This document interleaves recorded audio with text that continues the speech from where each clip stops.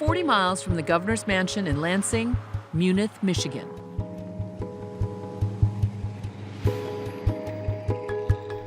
The neighbor told me that it's the first turn right before the river. So you can see the river, that's the turn. So we're really close. 2 people here, according to law enforcement, were part of this conspiracy to allegedly kidnap, assassinate, and wreak havoc on the governor.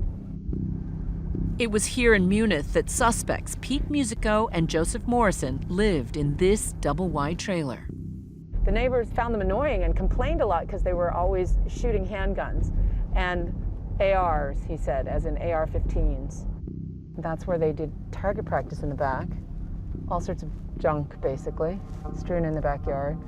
Target practice. Lots of signs that say private property. It's a pretty wooded, secluded area. No trespassing. Violators will be prosecuted. And a Confederate flag hanging in the entryway. Oh my God! Somebody's throwing something at me. Yes!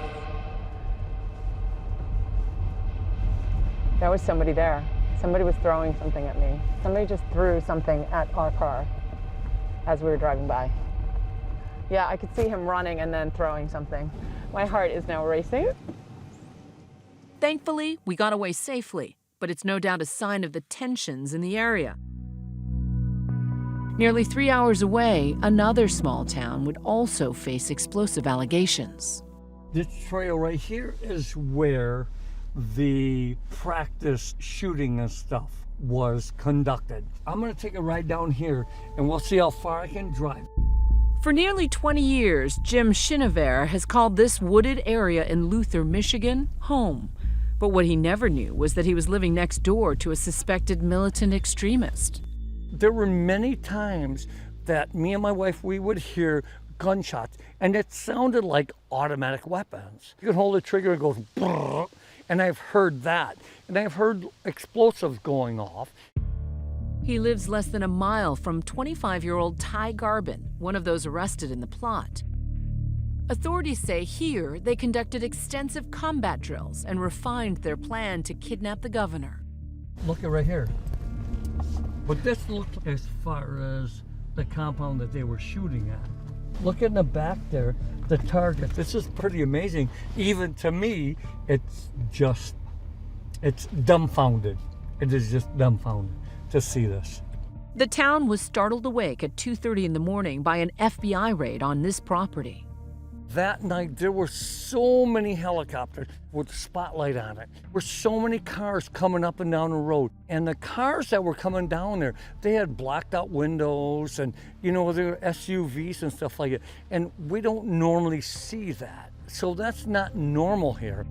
Chenevert's adopted hometown, a quiet place to enjoy the outdoors, now shattered by an alleged hate group.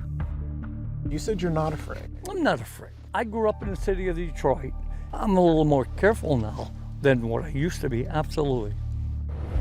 There are a lot of neighbors who told us that they heard munitions go off there, handguns, as well as what they thought were explosives. What would explain why there's this much munitions involved in your client's property? It's something that, while I may not agree with it personally and be something that I want to do, it's certainly protected activity under the Second Amendment. Gary Springstead, a former FBI agent, is now defending Garbin, charged with federal crimes, including conspiracy to commit kidnapping. He has pled not guilty.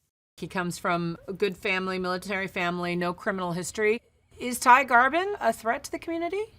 No, absolutely not. Your client is accused in the complaint not just of attending these training drills, but also of attempting to make an IED. I'm not sure that that's going to be borne out by the evidence. I think actually the person that was making those, it was really fireworks in a balloon, was not my client. And if anything, my client took steps to tell him, what are you doing? There's people around here. You need to be safe with this. What really happened here, still a matter of debate. But it seems as the election nears, the toxic rhetoric continues to have an impact. Law enforcement has to take seriously preparation for the possibility of armed activity at the polls in a way that could be very intimidating to voters or in the aftermath of the election, including after a winner is actually declared.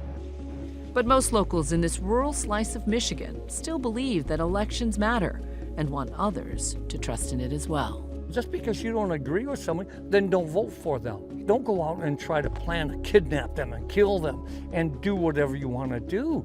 That's not the way to do it, okay? That's not the American way.